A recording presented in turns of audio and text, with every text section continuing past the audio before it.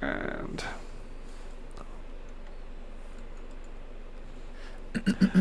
well, good evening out there, Facebook. Facebook? Well, it's not even Facebook. It's YouTube. Let me start that again. Good evening, YouTube. You know what it was? God. You know what it was, Paul? Should we start again? It was going so well, but I looked at my phone just to make sure we'd gone live, and my mum was calling. That's what put me off. She must. James, it's dinner time. No, James. It's Q&A time. That's what it is. Oh yeah, okay. She knew. Right. James still lives with his mum. I really don't. Ladies and gentlemen of YouTube, good evening. Welcome to the Studio Rats Q&A, the live Q&A. Nobody would record this. No. No. Welcome, one and all. Mike Hayton's in the house. He has joined us. In the house. I think he's the first one in, last one out, as they say. Seth is in as well. Good work. So yeah, here we are once again for our weekly dust up across the airwaves. Is that actually what it is these days? I don't know. So tonight is a general Q&A, but we're not trying to do anything clever because we tried that last week and it nearly fell over horribly. That's a good thing. Paul, turn your AC off. You can bake along with the rest of us. I'm cooked now. Yeah. So if there's any problems, I'm sure somebody will let us know. I can't actually see. I can't actually see the comments. Where are they? They're down there somewhere, maybe. I can't see. Oh, Mr. Larry North's in today. He's got a pass, isn't he? He must have a pass, clearly. Evening. Yeah. Why can't I see who's in? Am I not very good at this thing? What do you mean? You just need to look at the comments. I don't know if you can actually see who's in, but you can see. I should be able to see the comments, but I can't on my phone. Oh, God, doesn't matter. So, it's a general Q&A tonight, so if you've got anything, please just raise your hand and ask in an orderly fashion. No, just whack it in the comments down there and we'll get to you. But I thought, Paul, because this is something I've been struggling with initially, I'd like to talk about mixing and starting points. And I know there's the old joke about how do you know when a mix is done. A mix is never done, it's merely abandoned, is the joke. But what's your starting point? Where do you start? What do you start with? How do you start applying effects, EQ, compression? What your decision-making process? Explain. Start. Go. That's you throw me in the deep end a little bit. Yeah. That's a really good question. Okay, so normally it depends if it's a song that I've created, or if it's a song if it's a mix that I've been given. Now let me just hold on a second because I've just got this slapback delay going on. Ooh. And it's really off-putting. Is that because why is that? Volume is on? That you? No, shouldn't be me. No, don't worry. Well, I'll just get through it. Otherwise, we're never going to get anywhere. So, it depends. So, if it's a mix that I've done, and I'm sort of mixing as I'm going along. If it's one of my tracks, so everything's sort of getting mixed as we're going along into the bigger picture. So, if that helps. Right. Yep. So it depends. It depends what comes down first. Now, if it's a mix that someone's given me, like I had a mix last week in from a guy called Jack Chandler. And Jack's a really talented guitar player and a songwriter, and the arrangement was amazing, and it was just a breeze to mix. It's one of those, one of those mixes you get. Yep. And because the arrangement's so good, yep, it was just like everything you did just sort of fell into place. So it's great. But if it's a mix like that, or if it's a mix from someone else, you get your rough balance first, because most of the times people give you their files where all the faders are just at 0 dB. Mm-hmm. So, for instance, like even they've been pre-mixing, they just settle their faders and they're just exporting all the stems or the audio files. Right. So you're getting stems. You're not necessarily getting the tracking mix. No. Yes, you're not getting. Well, no, you're not getting. So you're not getting stems as in a guitar stem. So like a bunch of guitars, you're getting everything individual, but you're getting bounced there's tracks. No mix. Yes, but without any effects, and right. Everything's set at 0 dB. So all the levels are completely skewed up. Okay. And if that's the case, then you get a rough mix, or I get a rough mix, first of all. Then start to high and low pass everything, just to clear up any extra mud. Mm-hmm. And then start adding EQ compression. And a lot of people start from bass drum, kick drum and kit, and then go to bass, and then go on to guitars, keys, vocals at the end. Personally, I don't. I like to, I might start with the kit, mm-hmm. and then bring up the vocal. Because for me, I always want the vocal to be brought up. I always want to hear the vocal and hear the vocal in the song. Agreed. Yeah. And then you start to add the other stuff in. So unmuting all the stuff, because you've already got your rough balance of the tracks. And then you just start to, unmute and add EQ and compression and effects. So would you say you work up? So once you've got the kit and the vocal sitting, playing nicely together, bass next, keyboards next. Doesn't matter. Just whatever. Doesn't really bother me. Bass maybe, just to go with the kit, and then vocals and guitars, keyboards, whatever's depends what the dominant instruments are. Really, I think. Cool, because I know you. Sorry, you're very. I know you like your echoes and delays and things on guitars. Are they something you're not necessarily committing, but something you are playing in? Oh no. So if it's delays and reverbs, I do normally commit them. Right. Or delays I normally commit, and reverbs, if they're small reverbs, then yes. Right. If it's a part that and then I might be adding delays onto those parts as well. Excuse me, my watch is going off. You might be adding delays onto those parts as well. So there might be delays on top of delays because for instance, if you record a big stereo guitar part and then you decide that you're going to pan it over towards the left-hand side or even hard left, but you still want the delay to come on the right-hand side, you might want to add a delay and the delay just be on the right-hand side. So everything's opposite, isn't it? Yes, but we know what you meant. So you've got the actual instrument there, but the actual delay over this side, so it creates this really sort of pseudo big echoey sort of sound. It's great. I love doing that. Cool. The questions are coming in, Paul. It's a beautiful thing. We've got thing. loads of questions anyway. We have. I've got a beer because. What have you got? It's James's mum has made him a. It's shopping day tomorrow. The only thing we've got left is blackcurrant squash.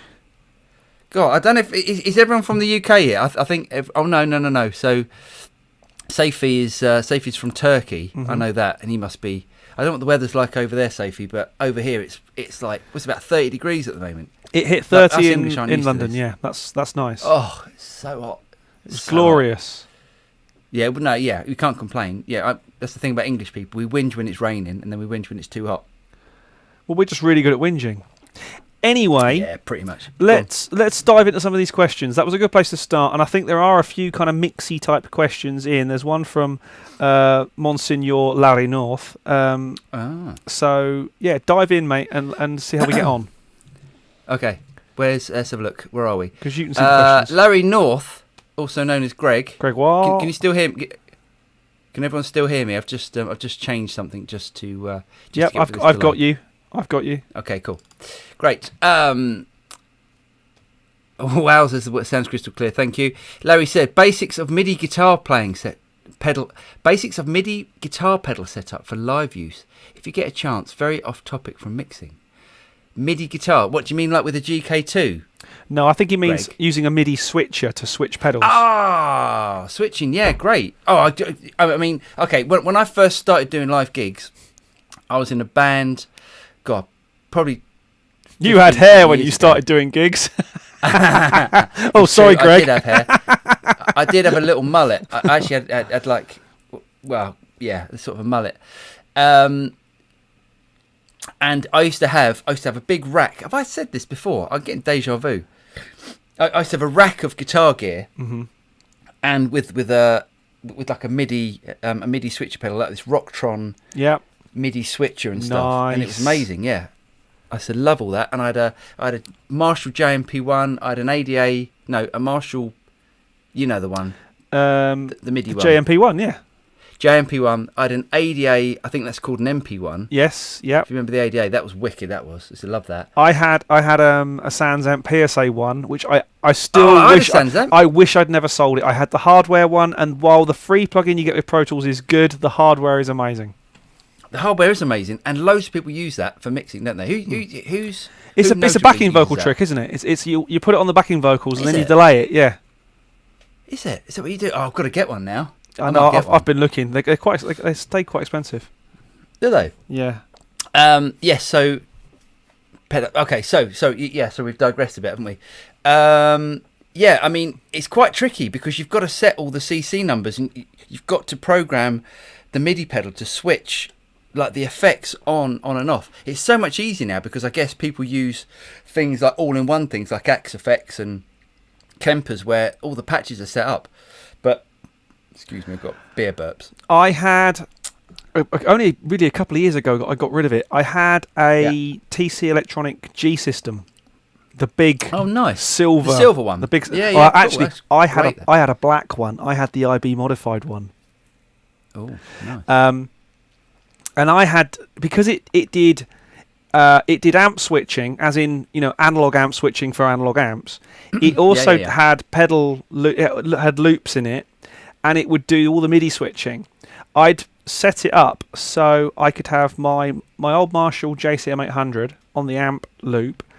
I had the 11 rack in it, and I was using 11 rack effects with the Marshall.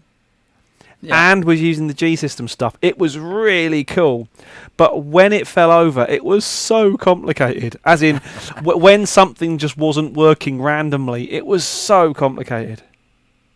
So that's a similar way now. Basically, you're what they're doing now with the Axe Effects, like so you have an amp head, and the Axe Effects is then used for the effects because they're so good. There was something else I was going to say. Yeah, so.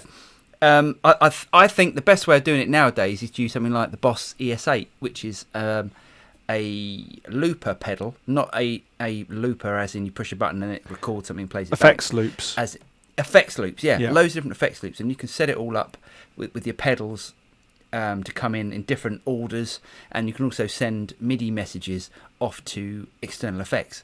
So I think that's the best way of doing it now. Cool. ES8 or an ES5, really good. Expensive? Cheap? Don't know what they are. Probably 500 quid. Okay, something so like that. Maybe not too bad. More. If you're investing, if you've invested a reasonable amount in gear already to make it all work together better, it's not horrendous. No, absolutely. Cool. Let's keep going. Keep going. Yeah, do it. Remixing. How do you create space? You mentioned basics the other week, but can you do the 101 stuff and some expert tips as well, so we can have some fun joining the dots ourselves? Do you create space? Space. I can help a little bit with this. Yeah. So, I see it that pan creates the picture, reverb and delay creates the depth, and I don't necessarily mean that putting more of a reverb on makes more depth. I mean actually changing the reverb. What about height? You need it needs to be Atmos for that, and it's expensive. Oh, interesting. I don't do height. I'm strictly two-dimensional. Excellent. No, that's interesting. And I was only saying that just to be cocky. We've both heard Atmos mixes. Oh my! And it's ridiculous. Yeah, I mean, it's something I want to get into because. Well, at the moment there are no rules. We know the person who's writing the rules, and he's having a lot of fun doing it. Hi, Steve, if you're out there. But no, say to me, depth comes from different reverbs, and not always just a reverb. It could be several reverbs.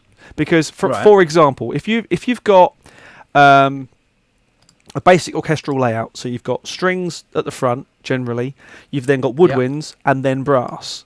That's very, very a simplistic way of looking at it, but think of it in scientifically first.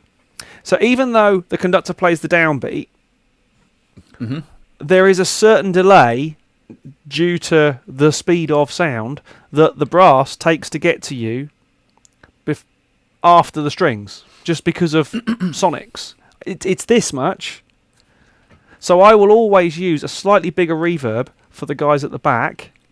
I might use the same amount of it, but I'll use a slightly bigger one to give that impression of depth and of distance. Do you know what? I've never heard that before, and I love it. I think that's brilliant. Well, there you go. I've had a beer, so that might be why I think it's brilliant. I'm gonna say it out loud. It's not one of mine. It is I learnt it in France thing. Oh, don't you dare! Don't. No, say I'm not going to say it. I didn't say it. Excellent Masters. Oh, it happened to come out. No, it is something that Al does, but I think my science. Okay, do you want to say who Al is? In Right. case people don't know, do you want to say who Al Okay, is? Al Schmidt is the grandfather that I wish was my grandfather. He's an amazing guy. He also has, I think he has the record for the highest number of Grammys and Grammy nominations of any human being alive or dead, and he's alive. What? In even artists? Even artists. God, that's pretty good, isn't it? I don't think I'm a million miles out with that. It's pretty phenomenal, and he's a lovely guy. So, he's got it on every count. That's amazing. By the way, guys, if you're wondering what I'm doing, if I'm not sort of concentrating, I'm just trying to post what we're doing now on a couple of sites. So I've got the last one to do. Go on, James. Yeah, tell us more. No, it was just I used to be, and when I first started mixing, and maybe it was because of limited resources, because let's face it, when I started mixing my first tracks using a cassette 4-track, I had one of those little Alesis microverbs, third of a rack yeah. thing. Well, the little one, yeah. Little third of a rack thing, yeah. Yeah, I remember. Not nice at all, bloody horrible. No. But it's what I had. And you do, and so from that point of view, you do end up just putting more or less of that reverb. Now, if I'd thought about it, and now knowing what I know now, I would have printed those reverbs into the tracks, so I had more variation. But at the time, I didn't do that. I didn't know to do that, or I didn't know you could do that, or didn't know that was a legitimate thing. Back then, we didn't have the whole commit, and commit again mentality that we now have, or that we should now have. So I was just, if I want it to sound further away, I just apply more reverb. And yes, while that can work and it produces a certain effect, what tends to happen is you don't get the sense of distance, you just get the sense of ambience. Does that make sense? You get it. Yeah. It just sounds like it's in the same space but slightly more.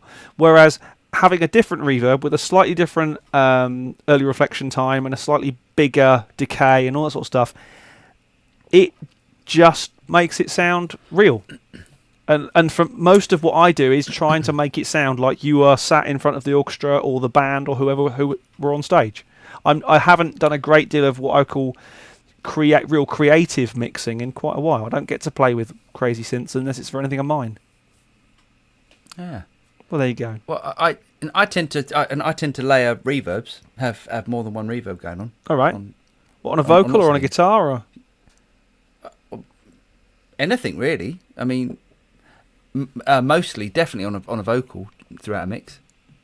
Sort of bring in, yeah. So I'll have like let's say for instance I'll have a plate reverb, and then I might bring in something like capital chambers on the chorus. I knew you were going to say that. Play with that and stuff. Yeah, it's so good, isn't it? It's such a great. It is really rather good. Such a great reverb. It's such a great reverb. Right, should we move on? Yes, indeed.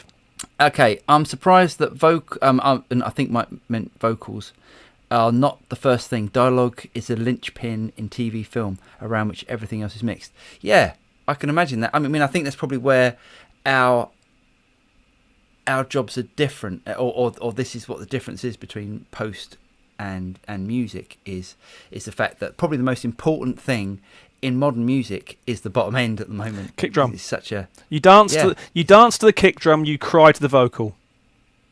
God, it's so poetic. I'm surprised you still live with your mum. It's amazing. Trust me, my mum wouldn't have me.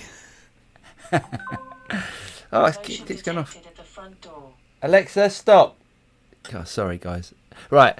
Do you work in templates like post, guys, with buses, groups, pre-set up, dialogue, effects, mixes, etc.? For me, guitars, drums, Fox, etc. For you guys. Go on, James. You answer that. Yes, but my template is across hardware and software. You're right. Yeah. So yeah. I've even set the camera up so I can talk about it. Go on, push the button. I did. I've pushed the button. I've pushed it out. There it is. Nice. Hello, everyone. So my template is the desk, which I know sounds incredibly cheesy, but I've got drums up to there. In fact, up to there these days because I've got more toms. Sorry, Paul. Bass click. What? You've got another tom? No. I haven't bought any more. Don't worry. But it's so I send you 14 channels of drums now.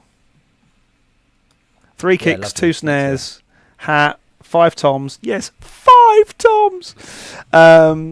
Ride and overheads. Then It does look nice. I wish I had a desk.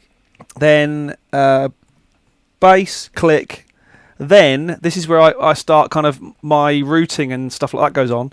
I have electric guitar masters, acoustic guitar masters, keys masters, vocals, second keys, backing vocals, percussion, and Ocean Way. And I have Ocean Way on a stereo pair because it is my drum sound. Because my drum room is so incredibly small. As any of you who've watched the session we did a couple of weeks ago on recording drums, you will see that my drum room is very small. So Ocean Way makes up my drum sound. Awesome. So yes, I have a template, but I do use a Pro Tools template, but it's mainly for routing and occasionally for some effects and stuff like that. But most of it happens in real time. How about you? Are you a template preset kind of guy? No, not really. I know lots of people are, but no, I just tend to because I would never use apart from Capital Chambers, I'd probably never use the same settings twice. So the only thing I probably should probably do that, and I should set up some, because like delay throws is something I always use. I always use a quarter delay throw. I always use a half delay throw, and it's something that dotted eighths on guitars. Sorry, dotted eighths. Yeah, replete on guitars. Yeah. Do you know what? I should set it up, but every time I start a new mix, it's it always changes. I mean, I reckon it will save me a lot of time, but it's quite. I think part of the fun is I think if I was mixing all day every day, yes, I completely get it. I completely get it, but you're not. No, but there are times when you are, like if I'm doing like an album project for someone, then yes, I probably would have the template for that album. But apart from that, no. Good. Sophie says very nice, 25. Yeah, so he's 20. So Sophie's in Turkey. Nice. So it's 25 degrees over there. So we're even hotter than Turkey. How mental is that? I looked at the phone on the way, and we're hotter than Barcelona, hotter than Madrid, hotter than South France at the moment. Get in. Really? Yeah. It's all about to go to pot the weekend when we have thunderstorms and lightning, and it'll be very, very frightening. Mamma mia. Right. Yes, we can. Okay. Larry.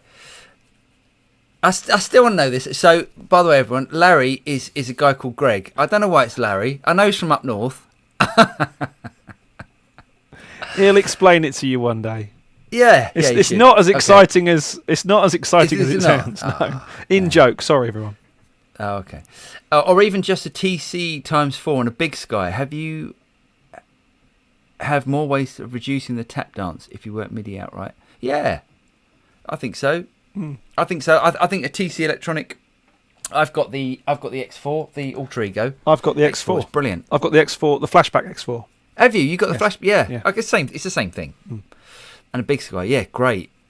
So good. Big Sky's the Strowman.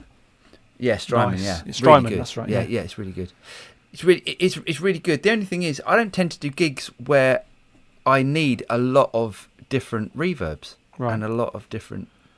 Do you know what I mean? Yeah, I mean, how often do you go to a gig where like using this big ambient reverb on something, and then you're using a tight sort of. I suppose unless you're in a tribute band and you're trying to absolutely emulate the sounds of the records. Yeah. Then it makes sense. I mean, I know the guy who played second guitar for Australian Pink Floyd, and his rack was a joy to behold because he had to get the sounds absolutely bob on, and they were pretty damn fine. But all I'm saying is, I'm glad I wasn't his roadie. There was a lot of toys there. Yeah, I mean that's the thing. When you're trying to mimic, it's different if you're trying to mimic Clapton, isn't it? Because that's quite a simple setup. But if you're trying to mimic Dave Gilmour, there's a lot of toys in there, isn't there? That's an expensive gig. I bet he's probably spending more on gear than he's earning. Well, these days you buy a Kemper, don't you? And you profile it all, that's very true. Yeah. Okay. Mike says can't even order a beer in MIDI. Shame on me. Okay. Will Bryant says, thanks for doing the Q&As, guys. An update on my stereo Katana artist rig. Oh, nice. running an Artist Mark II as the main amp and then adding a Mark I as a stereo expand amp.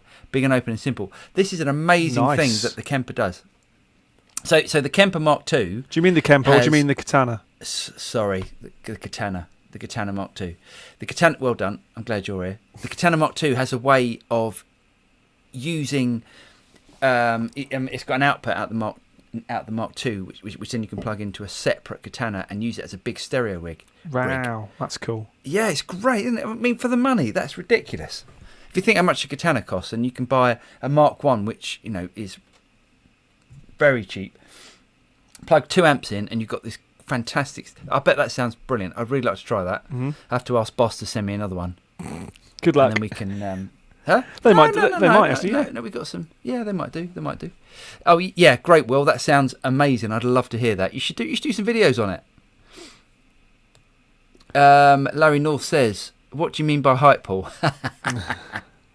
I was being facetious. I think me and James went to NAMM this year, Winter NAMM this year, which is back in January, and we went into a.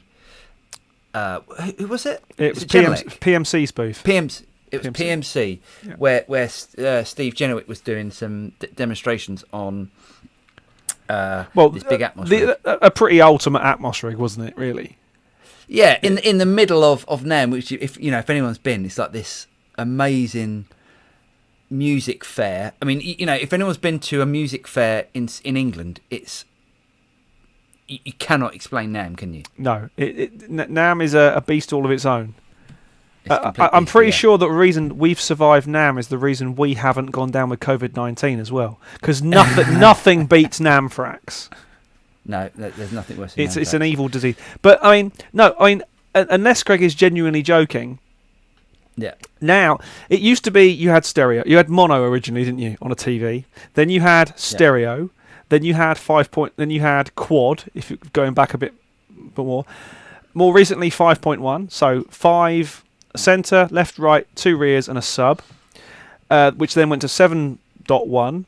And now, there are rigs like the one they have at Capitol, which have, I don't know how many speakers Steve said it. I think it was up sort of 50 odd plus speakers. But now a regular Atmos format, I think, is 9.2.2 or 9.2.4, where the extra ones are up in the ceiling. So imagine, and this is the bit I always kind of try and explain, the bit in Rocket Man where the BVs go Rocket Man. Imagine those BVs come from behind you, amazing, going over your head and then into the stereo image. It was incredible. A proper it was amazing, out of body experience. Yeah, it was. It was an amazing experience, and something that everyone should experience before it ends up down the 5.1 route of dying everywhere. Yeah, Mike, I'm sure Mike's got something to say about that. It was amazing, though. No, it's an amazing thing. I really hope that Atmos. I hope, and I don't, and I don't want it to, but the Atmos does take take off in domestic situations, and I know it is with the new sound bars, Alexas and all that sound bar bouncing off the ceiling and stuff. It's not quite the same thing, but but also, can you imagine for us mixing guys, to have, I can barely afford the speakers that I've got, but then to have, multiple more, it would just be a nightmare. Yeah, I think that at that point you end up having your Atmos rig in cheaper speakers and your main stereos. Could you imagine an Atmos rig in keys? Oh my god! It sounds amazing. Well, yeah. It'd be interesting. I'd like to hear that up against the PMCs. Yeah, keys. So I use these speakers called keys. Key 3s. Yeah. They're amazing.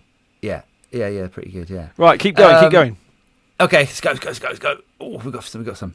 Mike Ayton. Sorry, this is Will. He said, Mike Ayton. It really is amazing the versatility that you can have with the Boss GAFC, which is the foot controller, which I've got down there. Really cheap, about 70 quid.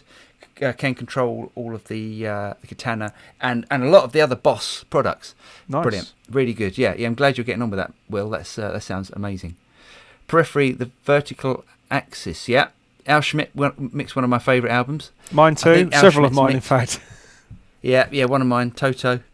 Yeah. He didn't actually mix Toto 4. He recorded it, Didn't mix it. Did he not mix No, it? he was the engineer. Oh, I didn't know that. But yeah, Okay. but there's a reason my daughter's middle name is Rosanna.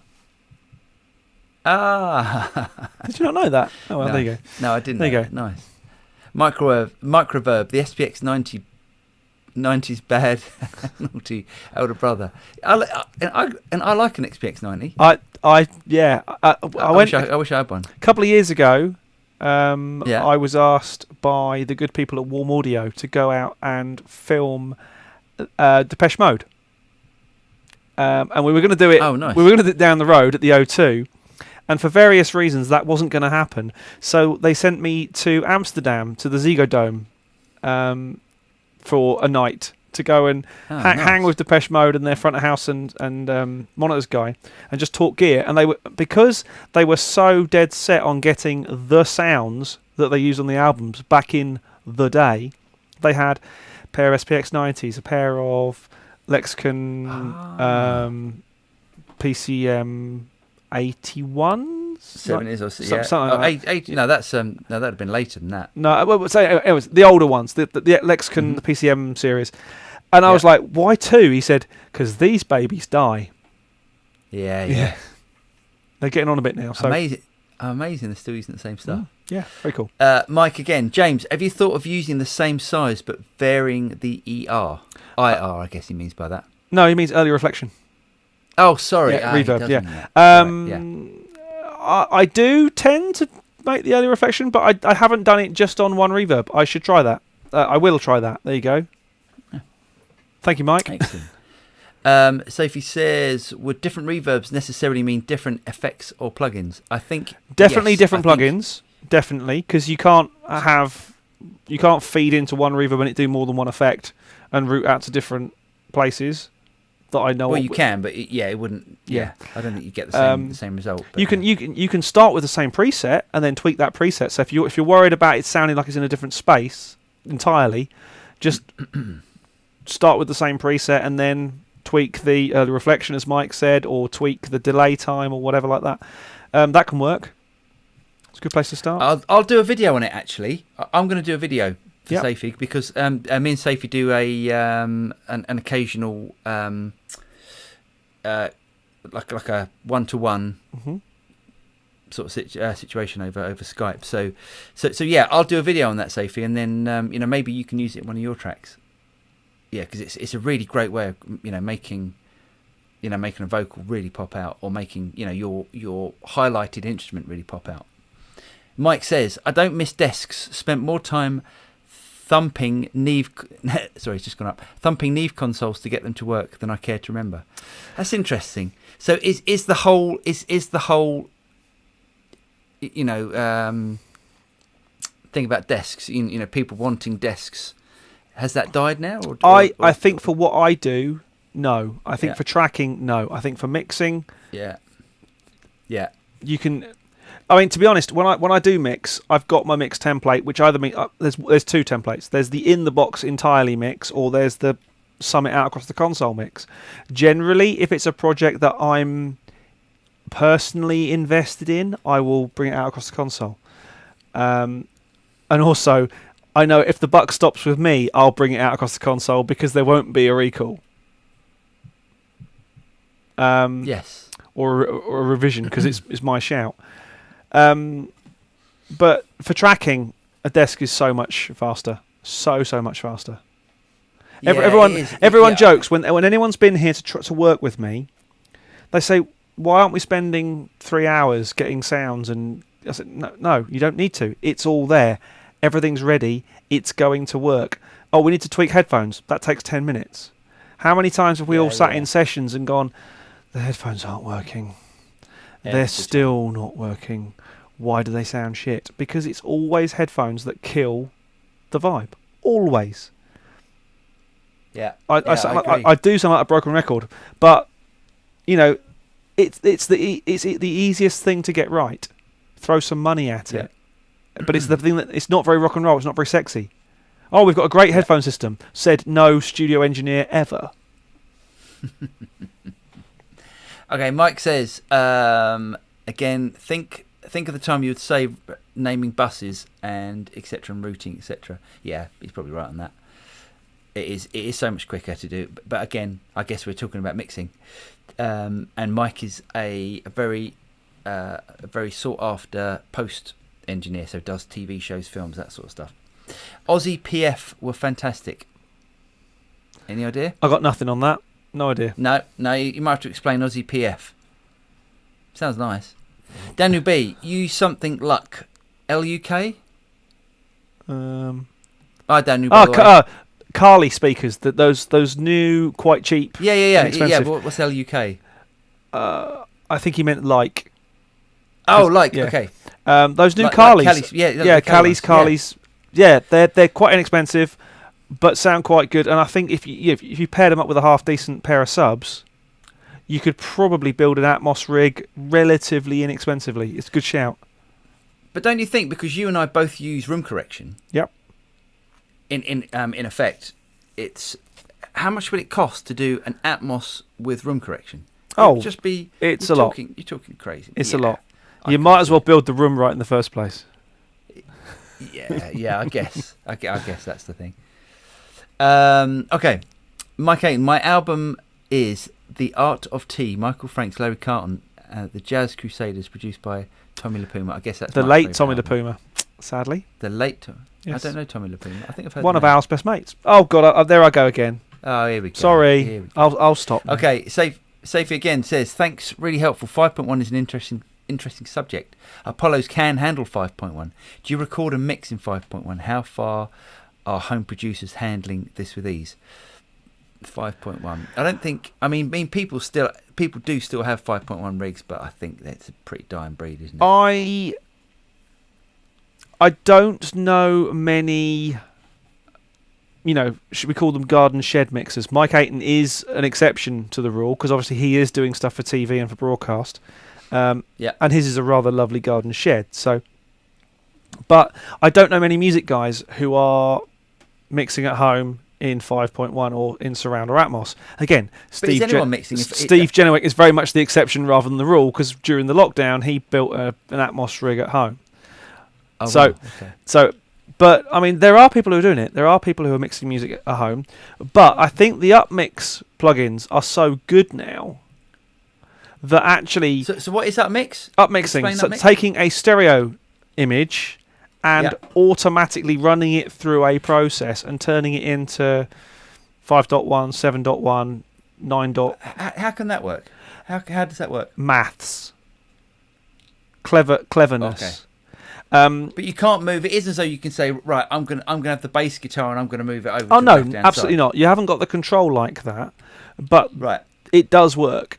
I've heard it work, and I've heard Queen tracks that were recorded stereo go through upmixing processors, and I've just gone, wow, it's like I'm in the middle of it. It's just all enveloping and lovely, and it really, you haven't. It's not like you've got with Atmos, where there's gonna be vocals flying over you and strings rotating around your head and stuff like that. It isn't that. Yeah. But awesome. Most of the time, that's not what Atmos mixing is either.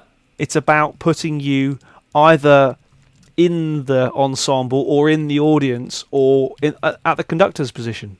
That's generally what it's used for. Awesome. So I was just typing away to try and find out something for our next question. Right. When you do post, analog is too small and not reliable enough. Average film is 400 tracks. Now, isn't that incredible? So the difference is 400 tracks. I think 400 tracks. Digital desks allow for instant recall and reliable automation. But is it 400 tracks because you're basically working down a timeline that way. So the timeline's going that way, but then the tracks are going that way. So when you get down to, say, like an hour and 30 into the film, you're not, there's nothing on track one. No, it doesn't work like that, I don't think. It doesn't? Go on. No, a lot of the track count is bussing and routing. It's not all actual tracks. Yeah. But they are really important buses and routing auxiliaries. But I've seen a film mix and just gone, I would not know where to start. It's funny. You know what we should do though? We should try and get Mike to do a little video, or maybe when lockdown finishes, we'll go over and see Mike, and Mike can explain it to us. Yeah, that'd be great if he's up for that. Yeah, if he's up for that. He hasn't got time to do anything else. What else is he doing? Phil, it's funny. I never saw the point of the Avid S6 until I saw a really big movie session. Okay. And then I went, I get it. I understand it now. Because, I get freaked out if a track is 40, 50 tracks. Do you? Yeah, because I just think, don't need that. There's overkill in there somewhere. Unless it's an orchestra. Unless you've got an orchestra or a brass band or something that is the track count. But if I've got 60 odd tracks to deal with, I'm blowing off 25, 30 of those. Don't need them. I don't think you can do that. I don't think you can do that in modern pop music. I think it's.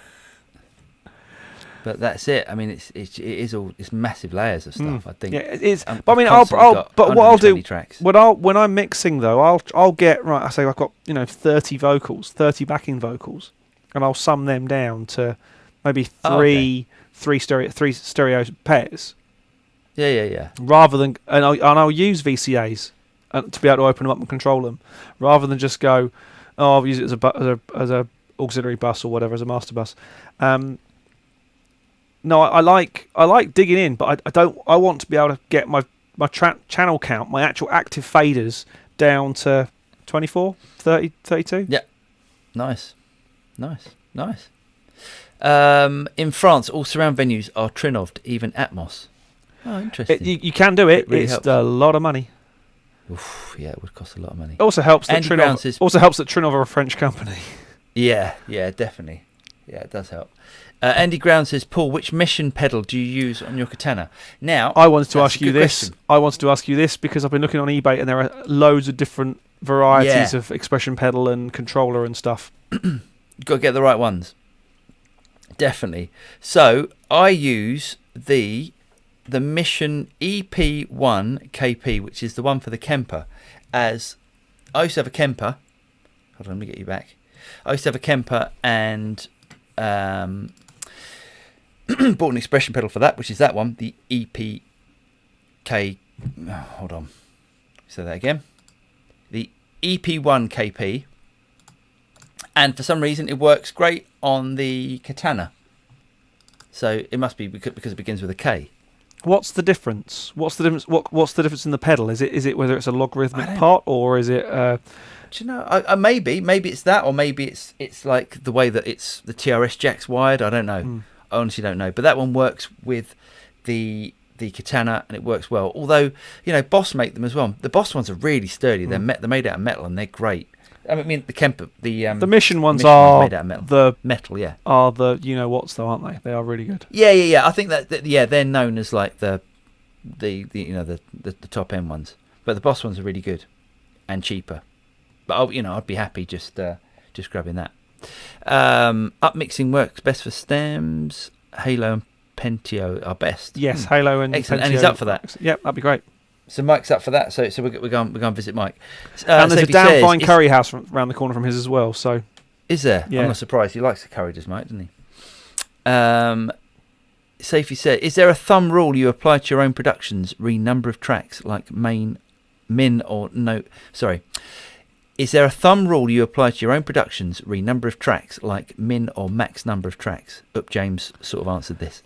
No. I don't think James did. James answered it for himself. Not for me. No. Until it sounds right. I mean, I've had songs that I've done that have been well over 140 tracks, and for a pop production, I think to get 120 tracks is not unusual at all. I've got a couple of rules, and they are a bit silly.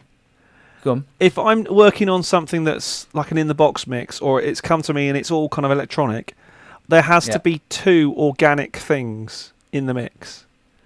in the tracking, there has to be like a real shaker or a real tambourine or something. Yeah. And there has to be a real instrument, be it a harmonica or harmonium or something awful, some kid's toy, Harmonium. some awful thing. Okay. It has to be real. Otherwise, all the fake just gets on top of each other, and you don't end up with anything real. I think someone doesn't listen to Radio 1. You're right. I don't listen to Radio 1. I mean, even in electronic mix, there has to be like an all virtual instrument and vocal mix track I've worked on. I've done loads of those. Yeah. I have to put something real in, even if it's just a triangle ting or a finger symbol or something. Right. It's a rule I work to. Awesome. Nice. I think that's what. Even if you get a track from someone else, you'd put in something, would you? Yeah, I'll bury it somewhere. Nice. And people go, Nice. "How did you get that organic feel?" So it's easier. Put something organic in. Right. So we've run out of questions here. So I've got a load of questions that have been sent to us on the YouTube channel. Shall I go through some of them? Please do. Can you ever listen to music with nativity? I think he means naivety, and I think it's a spelling check. Can you ever listen to music with naivety of someone who is a casual listener who knows nothing about studios, amps, etc.? I so wish I could. I so can't. Yeah, I can. That's a really great question, I can isn't it? after several beers. But I can't. Jen gets really upset by this because I'll say, "Can you hear that in there? That's really annoying me." Or she said, "Can you just switch off your ears a minute?" And I'm like, "I'm really sorry. No, I can't. I can't get over the fact that snare drum is going ding every time the guy hits it." Or, oh no, I can't. So you can't just listen to the song. You can't just think No. of it as a. It's why it's why I can't listen to early Hendrix, things like that, because I can't listen. I can't get through the sound quality. See, that's the thing that I'd like to talk about, because like you listen to. There's all these like really sought after songs and mixes, and people talk about, let's use some living mix engineers or living producers. Who's the guy that did Hendrix? Eddie Kramer. Mm-hmm. So I listened to some. You're right. I listened to some Hendrix stuff, and it's hideous, absolutely hideous. Like the mixing's hideous, the recording sounds hideous. You listen to some old Motown stuff, and everyone talks about, Motown sounded so good. Motown was distorted. Everything was like crunchy. Don't get me wrong, the songs are great. I hate to say it. I mean, when I was in a band, when I had my band back in Dare, we used to try and do a lot of sound-alike demos for the website and stuff. Right. There's only one band it was really, really, really, really, really hard to sound like. And I don't just mean vocals. I mean to get the arrangements right, to get the actual parts right, was the Beatles. Because if you listen to something like Saw Her Standing There, the guitars sound terrible. The guitar, they're out of tune. There's no conviction in what they're playing. It's awful. And yet you listen to that song as a whole, and it's brilliant. Because is that because it's the start of it, or they captured the vibe? But that's the thing, because everyone's trying to get hold of. I'm gonna be shot down and go to hell for that. I love the Beatles. I absolutely adore the Beatles. But you listen to some of it, and you go, no, that's not good. It's not, is it? You're right. But how come Abbey Road is still the most sought after studio in the world to go? I mean, I know it's very different now, but it's the stuff in the olden days didn't sound good. It didn't sound good. There's no getting away from that. Can I tell my Abbey Road story? Technology was clever, huh? Can I tell my Abbey Road story now? It's not my story. It's the story. I've got a great Abbey Road story as well. Go on. What was the first piece of music recorded at Abbey Road Studios? Knowing you, I don't know. It's got to be some film or something. I don't know. It's classical. It's a classical piece. It's Land of Hope and Glory by Edward Elgar. Oh right, okay. What was the first spoken word recorded at Abbey Road? King's Speech or something like that. It was Edward Elgar speaking to the orchestra, saying, "Gentlemen, I'd like you to play this like you've never played it before in your lives." Ah, interesting. Yeah. There you go. Interesting. Nice. So anyway, yeah. Now we've I know we're going to hell for slating all old recordings. Bomilacus. Go with that, yeah. Yeah. Do you have any tips for pickup height on Strats? Do you bottom yours like SRV? No, I don't. That's a good question. Let me go and have a quick look. I'm just going to unplug my headphones. When you say oh, you can't hear me now because he's just unplugged his headphones. I'll plug in. I need to talk to you. And plug back in. When you say bottom, what does that mean? So pickups. Pickup height. I don't know if I can hold. Yeah, kind of. Yeah, we can see that. Okay. Yeah. It's how high the pickup is there. Now you've got screws on a Strat, and on most guitars, which are these two screws either side of the pickups, and they can raise and lower the. Exactly. Yeah. So actually, my pickups are quite low. I think I tend to do them before they start to. What's the sound you get where pickup, where the string starts to almost double up, the note starts to double up. Anyway, I can't remember what it's called. So yes, just raise and lower them so they're all balanced. So volume wise, they're all about the same. It's a real subtle thing, and the treble is always higher. So the treble end, the treble strings are always higher than the bass strings. Is that because of the distance, as in the gauge of the string is thinner, therefore it doesn't make as much noise, therefore you want... Yeah, exactly. It's a balance thing. Yeah. Oh, careful, boys. Marcus Hoskins in the house. Marcus Hoskins in the house? He is. He's joined us. All the way from sunny Canada. Wow. Yeah, so, pickup heights. Just do it. Just do it until it sounds good. Definitely don't raise them too high. But and you'll notice if you pick up if you've got two guitars, pick up the other guitar that you really like the sound of and you like the level of, providing they're not like active pickups, and just try and balance it like that. If you're no good at that, take it to a luthier who knows what they're doing. Yeah, all my guitars need to go in, but we've talked about that before. So yeah. How do you know Mark?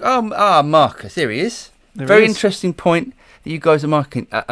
Very interesting point that you guys are making. I've got access to Heard It Through the Grapevine and The Thrill Is Gone multi-tracks, and it's amazing soloing the tracks, hearing things on their own. I guess he's saying, yeah. All right, Marcus, how you doing, mate? Yes, it is, isn't it? It's a weird thing, but everything together sounds great. But the recordings are dodgy. I mean, like, how many distorted vocals are there in those old Motown tracks? I remember the first time I ever realised that distorted and clipped stuff got through was during the probably late 80s. My pop star crush was Gloria Estefan. Was it? Oh, yeah. Cuts both ways is an amazing album. But if you listen to it closely on good speakers, and if you listen to it now, there's all over it. Is there? Yeah, it's. But that would have been analog, yeah. That would have been analog, not early. Probably mastered digitally, perhaps. There's definitely some pops in it. It's nasty, but who cares? Because the tracks are great and they're brilliantly played and sound incredible. Just saying. Yeah, Mike says best Elgar story I know is when the clarinet played an A to tune. He was so nervous that he played a big vibrato, and Elgar said to the strings, "Gentlemen, take your pick." Really good. Safety says, "Do you record your own voice reminders? Do you record your own voice reminders and notes and strategies into the project to remind yourself of the arrangement, mix flow, or do you get a pen and paper?" That's a really good point, because you can do that. That's such a good point. I never thought of doing that. I have these. Do you? Yeah, this is a relatively fresh one. I probably buy 4 or 5 of the big packs of pads a year. Me too. Look, I've got loads of these are all mixing notes as well. Scribbled out. Yeah, pads or your iPhone. Actually, pads I think better than your iPhone. You can see it in front of you, can't you? Yeah, and also if you've got these, you know where your timeline, you know where your previous stuff was. You just flick back a few until you find what you need. As long as your notes actually mean something and stuff like that, that's just tracking out working out for a drum track that I'm working on. Instrumental solo verse. Yeah. Detailed notes for a drummer. Yeah, then I'll put that. What I actually do is I put it into the markers. So I'll put verse, chorus, intro, stop, triplet pickup into the markers, and I know where I am. Nice. Yeah. There you go. Yeah, really good idea. Mike Aiken says, "I bet I'll let Charlie Chandler balance it. He rocks." Yeah, it's so true. We've got a few amazing guitar luthiers in the UK, and Charlie Chandler is one of the best. He does like loads of famous people's guitars. Really good. Really, really, really good. And soon mine. And soon yours. Yeah, worth going. Yeah. Sophie says, in short, what kind of captain's map and log do you use when composing, recording, arranging, and mixing? Composing, I just tend to do a chord sheet.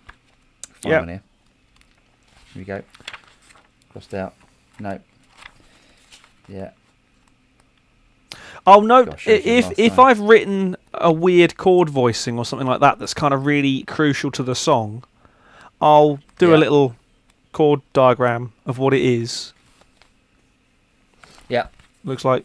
Do you? Yeah, if it's something weird that I'll easily forget that is quite important to the song. I think I'd just write some tab out. Tab, bless you. Oh no, bless me. Yeah, that's a guitar player. How do you get a guitar player to shut up? Put the music in front of him. Tish. Yeah. Marcus, yes. Together it sounds perfect. It's true. Yeah, but tons of saturation on the vocals. There's tons of it, isn't there? Tons of it. Glow. That's a guilty secret. Glow. Yes. What the TV program is that? That's a great TV series. Yeah. I think I've missed something. Huh? I think I've missed something. Pads on that one. are the best for mix notes. Pads, yeah. Marcus says pads are the best for mix notes. I've all my notebooks since 2004. Awesome. Wow. Mike says in post, the rule is that everything has to be automated, and there is therefore 100% recallable. Notes in sessions are generally when you're passing things along to the next worker to finish, such as ADR, etc. Wow. Oh, Glow Estefan. Ah. Glow, is that what they call her? I don't know. He knows her personally. Oh. We did support her one year. The band I was playing in. Yeah. When I was 18. Yeah. We had a van because a couple of the boys were older, and we decided we were going to go down to the Costa del Sol, down to Spain, drive through, do some gigs. My grandparents had a villa we could stay at down on the Costa del Sol near Fuengirola, and we'd do some gigs. Fuengirola, nice. And a friend of mine phoned me up sort of towards the end of our mini trip. We were thinking, yeah, we're kind of running out of money. We should probably think about heading home. He said, there's a gig, if you want it, there's a gig in Torremolinos at a place called Tivoli World, which is like a theme park. Gee, that sounds horrible. Oh, Torremolinos is horrible, but Tivoli World's amazing. But because it's Spain, nothing happens in the daytime. It's a nighttime theme park. Right. Yeah. And they had this big kind of amphitheatre kind of pit type thing with a big stage, and we turned up with our 2 Carlsbro 150 speakers, and they sort of went, no, you're play for house rig, yes, because that's my Spanish accent. And racist. Terribly, I know. And so we ended up playing this fantastic gig to about, probably at the start, about 10 people, and by the end, about 1,000 people. All normal kind of pub covers. It was great. We had a great time. But there was a big like cyclorama curtain thing behind us, and I sort of had a look round and went, boys, I don't know about you, but I'm staying for whoever's on after us, because look, there's like a gazillion tons of percussion and like huge kit and all top end gear. And we sort of packed everything down really quick, loaded the van, went out round front to hear, "Bop, bop, come on everybody, baby, do that conga," and it's Gloria Estefan and Miami Sound Machine. Awesome. Yeah. Oh, she loves a bit of Torremolinos. Got very drunk that night. Anywho. Marcus says, okay, here's a question for you and James. Mix revisions, save as, new session, or make changes in the same session? That's really good. Ooh. Good question, if it's a board mix, it's all mix notes, because... Oh, yeah, board mix. Because, and photographs. Yeah. Lots and lots of photographs.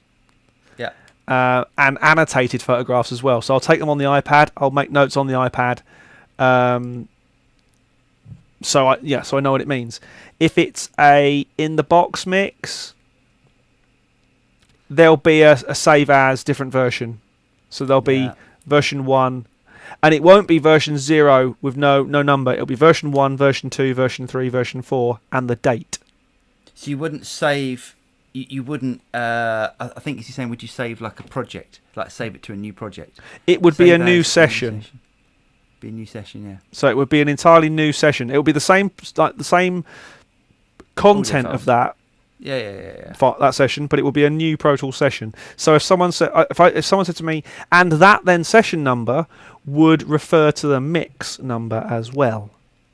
So, for example, it could be track number 1, 01, date.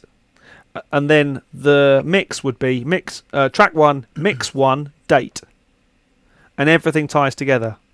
So that way, when someone says, which one are you listening to? I'm listening to mix 2, date of this. I can go back to exactly that session and do minor tweaks, rather than try and go back to mix 1 and try and make it sound like mix 2. You know where I'm coming from. Yeah, I think I do it the same way. Yeah. Awesome. Right, we have done an hour. We've actually done a full hour. Wow. Time flies. And people actually listened as well. Can I just do I had a funny comment. Can I just do it? Please, before we go? Please do. I love these comments. I mean, I don't love them, but they're quite funny sometimes. Now, we get lots of comments on the YouTube channel, and one guy put... we need to go through all of these at some point and do like a whole sort of questions that have already been asked. But funniest question is, hi, your voice mic sounds a little bit tiring. Do something with the EQ. And thanks for the video. I love that. I'd love to know. So if you want to tell me what you'd like me to do with the EQ, I'm happy to try that for you. And does it not have a less tiring setting on it? Oh, it is the less tiring control. The less tiring. You've got one of those on your desk. I have. It's that button. Yeah, DFA. It's the DFA button. Yeah. I love the fact that it is actually marked DFA as well. That's it's brilliant. It's brilliant. Yeah. Brilliant. Thanks for that. Yeah, thanks for that question. So, fantastic. Thank you for joining us this evening. Hope you've enjoyed it. Hope you found it useful. If you have, tell your friends. If you haven't, keep it to yourself. And we will see you next week. If you want us to do a special on anything, like we've done drums and guitars, Paul and I have got a couple of ideas. We'll do a standard sort of Q&A thing. But if you want anything particular that you think we could massacre, then let us know. Other than that, we'll keep doing this stuff until only our mums and our wives watch. By the way, my wife doesn't watch this. Isn't she? She would have switched off long ago. Oh, yeah, definitely. After about, a couple of minutes. Yeah. Right, well, thanks for joining us, everyone. We'll see you again soon. Good night from myself. Yeah, cheers, guys. Take care, and we'll see you next week at 8 o'clock BST. Take care. British Summertime. Take care. And we're done.